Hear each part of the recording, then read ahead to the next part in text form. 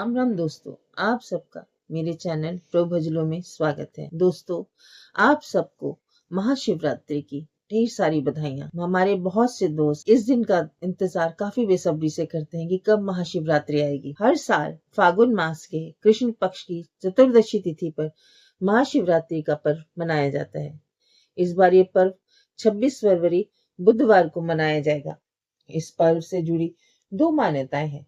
पहली मान्यता ये कि इस तिथि पर भगवान शिव ज्योतिर्लिंग स्वरूप में प्रकट हुए थे। वहीं दूसरी मान्यता ये है कि इस तिथि पर शिव पार्वती का विवाह हुआ था। महाशिवरात्रि पर भगवान शिव की पूजा रात में करने का विधान है। दोस्तों, 26 फरवरी को महाशिवरात्रि है। शिव पुराण के मुताबिक ब्रह्मा और विष्णु का विवाद शांत करवाने के लिए शिव शिवलिंग के रूप में प्रकट हुए थे। जिस दिन ये घटना हुई थी उस दिन फागुन कृष्ण चतुर्दशी तिथि थी। इसी वजह से महाशिवरात्रि मनाई जाती है। इस पर्व पर शिव मंदिरों में विशेष पूजा की जाती है, व्रत किया जाता है। ऐसा कहा जाता है कि महाशिवरात्रि के दिन भगवान भोलेनाथ पृथ्वी पर मौजूद सभी शिवलिंग में विराजमान होते हैं। इसलिए महाशिवरात्रि के दिन की गई शिव की उपासना कई गुना अधिक फलदायक है। सभी भक्त प्रभु की पूजा अर्चना में जुट जाते हैं। कई लोग इस दिन अपने अपने घरों में रुद्राभिषेक करवाते हैं। भगवान भोलेनाथ की कई तरह से पूजा अर्चना की जाती है, लेकिन महाशिवरात्रि पर यदि भक्त बेल पत्र से भगवान शिव की विशेष पूजा करे तो उनकी अनेक धन संबंधी दिक्कतें दूर हो जाएंगी।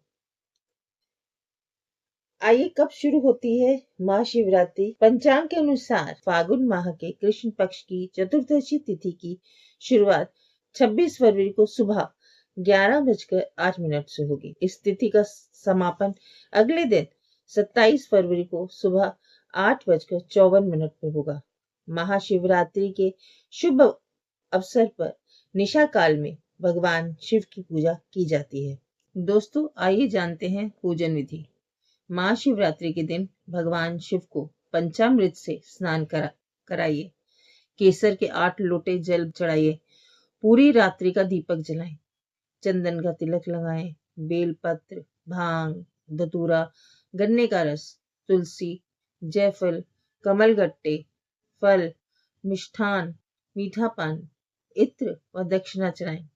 सबसे बाद में केसर युक्त खीर का भोग लगाकर प्रसाद बांटें। दोस्तों, कईयों के मन में ये विचार होता है कि घर में कैसा शिवलिंग रखें। जो लोग शिव मंदिर में पूजा नहीं कर पाते वे घर में शिवलिंग स्थापित करके पूजा कर सकते हैं। घर में शिवलिंग स्थापना के लिए महाशिवरात्रि बहुत शुभ दिन है। अगर घर में शिवलिंग स्थापित करना चाहते हैं तो शिवलिंग का आकार ज्यादा बड़ा नहीं होना चाहिए। बड़े शिवलिंग मंदिरों के लिए ही शुभ होते हैं। घर के लिए तो छोटा सा शिवलिंग शुभ रहता है। शिव पुराण में बताया गया है कि घर में हाथ के अंगूठे के पहले भाग से बड़ा शिवलिंग नहीं रखना चाहिए। शिवलिंग के साथ ही गणेश जी, देवी पार्वती, कार्तिकेय स्वामी और नंदी की छोटी सी प्रतिमा भी रखनी चाहिए। शिवलिंग सोना, चांदी, पीतल का या मिट्टी पत्थर का शुभ रहता है। अल्युमिनियम, स्टील या लोहे की शिवलिंग की पूजा करने से बचना चाहिए। पूजा पाठ के लिए ये धातु शुभ नहीं मानी जाती। इन धातुओं के अलावा स्फटिक और पारद के शिवलिंग भी घर में स्थापित कर सकते हैं। शिव परिवार की पूजा एक साथ करने से पूजा का फल जल्दी प्राप्त होता है। दोस्तों, आप पूजा में महामृत्युंजय मंत्र का जाप कर सकते हैं। महाशिवरात्रि पर शिव पूजा करते समय अपनी मनोकामना के अनुसार मंत्र जाप करना चाहिए। इस मंत्र के जाप से अनजाना भय और चिंता दूर हो जाती है। महामृत्युंजय मंत्र की वजह से शिव जी की विशेष कृपा मिलती है, जिससे जीवन में सुख शांति बनी रहती है। ओम त्र्यंबकं यजामहे सुगंधिं पुष्टिवर्धनम् उर्वारुकमिव बन्धनात् मृत्युर्मोक्षेयमामृतात्।